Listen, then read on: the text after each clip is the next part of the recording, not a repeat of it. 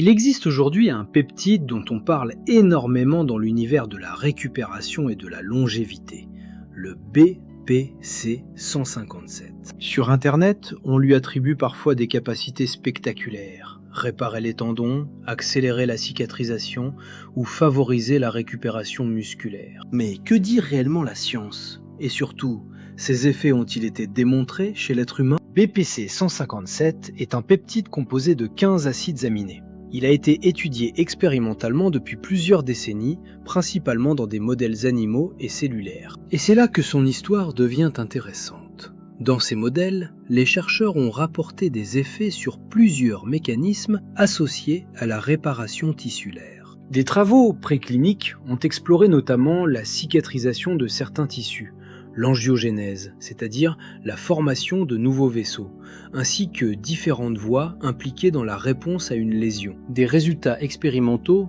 ont également été publiés concernant les tendons, les muscles et le système digestif. Voilà pourquoi le BPC 157 suscite autant d'intérêt. Mais voici ce qu'il faut absolument comprendre.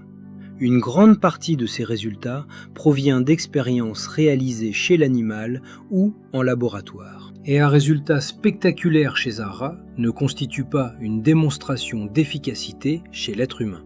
Entre les deux se trouvent les essais cliniques contrôlés, précisément l'étape qui permet de savoir si une intervention fonctionne réellement, à quelle dose et avec quel profil de sécurité. Le BPC 157 illustre parfaitement un phénomène fréquent dans l'univers des peptides.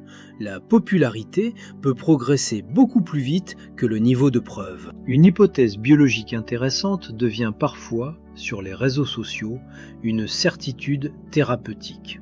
Scientifiquement, ce raccourci n'est pas justifié. Cela ne signifie pas que cette recherche est sans intérêt. Bien au contraire, elle pose une question passionnante. Peut-on utiliser de petits signaux peptidiques pour influencer les mécanismes naturels de réparation de nos tissus? C'est une piste importante de la recherche actuelle. Mais pour BPC 157, nous devons encore distinguer ce qui est biologiquement plausible, ce qui a été observé expérimentalement, et ce qui reste à démontrer chez l'être humain. C'est précisément la raison d'être des chroniques des peptides. Ne pas transformer une molécule prometteuse en miracle, mais comprendre où en est réellement la science. Dans la prochaine chronique, nous découvrirons un autre peptide et nous lui appliquerons exactement la même méthode. Si cette exploration vous intéresse, abonnez-vous. Chez Néovital, nous ne vous demandons pas de croire, nous vous invitons à explorer.